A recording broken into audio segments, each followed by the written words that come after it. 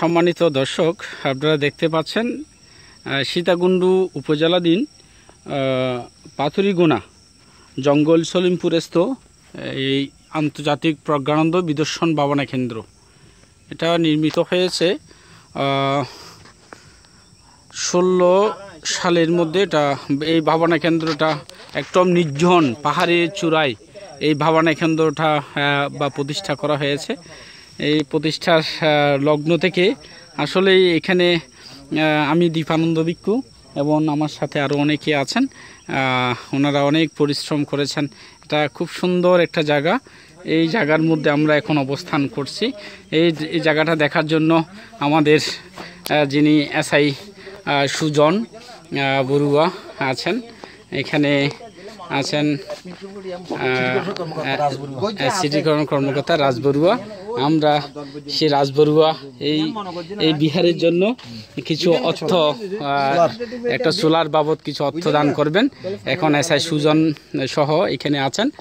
আমরা একটু তাদের কাছ থেকে এই বিহারটা নিয়ে একটা ডকুমেন্টারি আমরা তৈরি করতে যাচ্ছি, একটা প্রতিবেদন।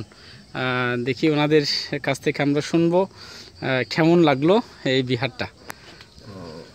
এই বিহারে যে সলিমপুর ওই যে পাথুরিগোনা বিহারে এসে আমি খুব মুগ্ধ হলাম, এবং নান্দনিক সবুজ শ্যামল ঘেরা এবং পাহাড় পর্বত এবং সমতল ঘেরা এই যে ন্যাচারাল প্রকৃতি যা মুগ্ধ করে। এই বিহারের প্রতিষ্ঠিত হচ্ছেন যিনি অক্লান্ত পরিশ্রম করে 2016 সাল থেকে, যার অক্লান্ত পরিশ্রমে এই বিহার স্বপ্নদ্রষ্টা, যিনি এই বিহারের জন্য সবসময় যে ডিম এবং মিশন নিয়ে কাজ করেন, তিনি হচ্ছে আন্তর্জাতিক যার অবদান, আন্তর্জাতিক খ্যাতি সম্পন্ন যার অবদান, যিনি ব্যক্তিত্ব, যিনি হচ্ছেন আমাদের জন্মজাত সাধারণ এই চট্টগ্রামের এই তরুণ উদয়মান ভিক্ষু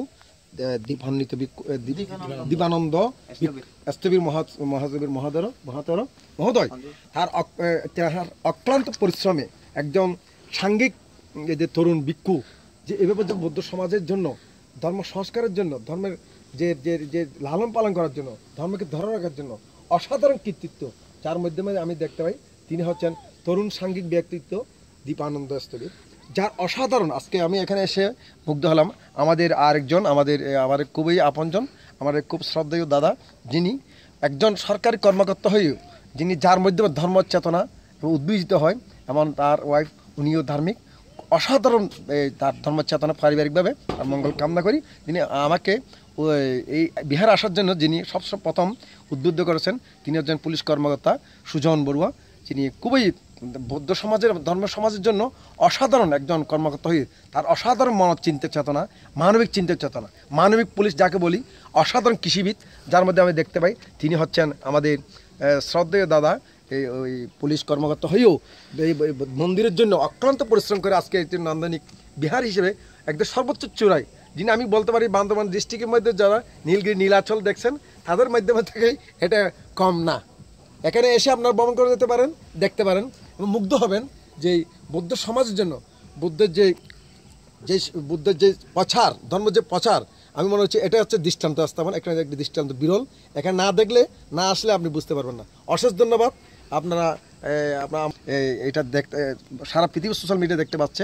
তার মধ্যে আমাদের বিহারের যিনি বর্তমান দায়িত্ব আছেন, আমাদের জ্ঞানরত্ন ভিক্ষু, উনি আছেন অক্লান্ত পরিশ্রম, পাহাড় দিয়ে যাচ্ছেন এবং ধর্ম সমাজকে কীভাবে রক্ষা করে। এইখানে না থাকলে তো ধর্ম সিস্টেম, ধর্ম রক্ষা হয় না। এটাই আমার সর্বাঙ্গিক বান্ধের দীর্ঘায়ু কামনা করি। এই বিহারের যিনি স্বপ্নদ্রষ্টা প্রতিষ্ঠাতা 2016 সাল থেকে অক্লান্ত পরিশ্রম করে, যার না বললে, আপনি না দেখলে বুঝতে পারবেন পাহাড়ের চূড়ে এসে আমি এই মুহূর্তে এখানে আছি। উনি হচ্ছেন শ্রদ্ধেয় বান্ধা, আন্তর্জাতিক খ্যাতি সম্পন্ন, যিনি ধর্ম প্রচারক, যে বুদ্ধের কথাই বলে বুদ্ধ ঘরে বসে ধর্ম করে নাই, একদম পাহাড় পর্বতে এবং ঐশ্বরীয় রাজপ্রাসাদে করে ধর্ম প্রচার করে। ওকে একদম হিমালয় পর্বতে স্বচ্ছ পানি থেকে, নীলগিরি থেকে এবং স্বচ্ছ পানির মাধ্যমে ধর্ম প্রচার। ওনাই এই ধারাবাহিকতায় বুদ্ধের যে অনুসরণ, উনি যে আজকে দেখতে পাচ্ছেন ধর্ম শাসনের জন্য, প্রচারের জন্য, এটা বিরাল দৃষ্টান্ত। আমি বান্ধের দীর্ঘায়ু কামনা করি ও সুস্বাস্থ্য কামনা করি, এবং এই বলে আমি আমার প্রতিক্রিয়া ব্যক্ত করলাম।